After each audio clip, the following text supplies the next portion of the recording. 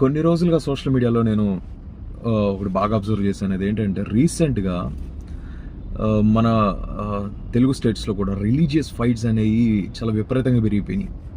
So, ఈ comment సెక్షన్‌లో కావచ్చు, ఒకళ్ళ మీద ఒకళ్ళు వీడియోస్ చేసుకోవడం కావచ్చు, ఎంతలా అంటే ఇంకా ఆడ, మగ, చిన్న, పెద్ద తేడాలు లేకుండా, తల్లి, చెల్లి తేడాలు లేకుండా కూడా భయంకరమైన బూతులు వాడుకుంటా ఒకటి ఆర్గ్యుమెంట్ నేనే కరెక్ట్ అని చెప్పుకోవడానికి ఎంత దాకైనా వెళ్ళిపోతున్నారు.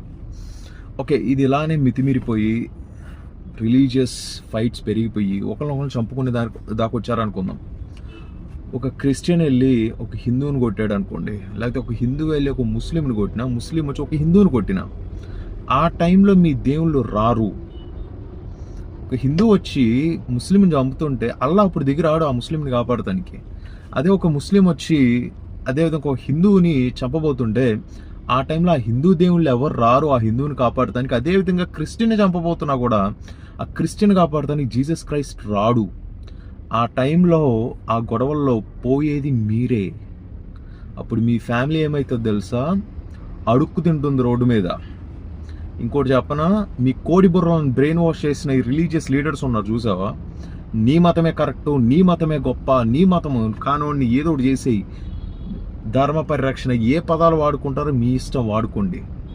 అలాగ వాడి మీ కోడి బుర్రలను బ్రెయిన్ వాష్ చేసిన ఏ గురువు లేకపోతే ఏ పాస్టరో లేకపోతే ఏ ఇస్లాం లీడరో మీ ఫ్యామిలీ కష్టాల వైపు చూడటం కాదు కదా, వాళ్ళ మొఖాలు కూడా చూడరు, మిమ్మల్ని అసలు గుర్తే పెట్టుకోరు.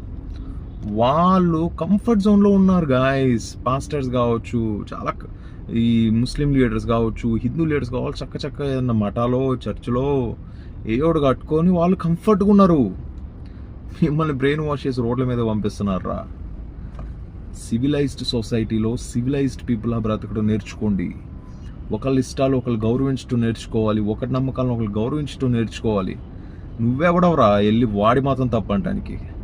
వాడిష్టం వాడిది, నీ ఇష్టం నీది, నీ పర్సనల్ లైఫ్ నీది.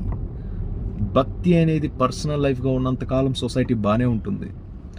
ఎప్పుడైతే అది ఒక కమ్యూనిటీగా ఉండాలనుకుంటుందో, లేకపోతే ఈ ప్లేస్ మొత్తం ఎలానే ఉండాలని ఎవరైతే ట్రై చేస్తారో వాళ్ళ నుంచే ప్రాబ్లమ్స్ స్టార్ట్ అవుతాయి. Hope you understand my words.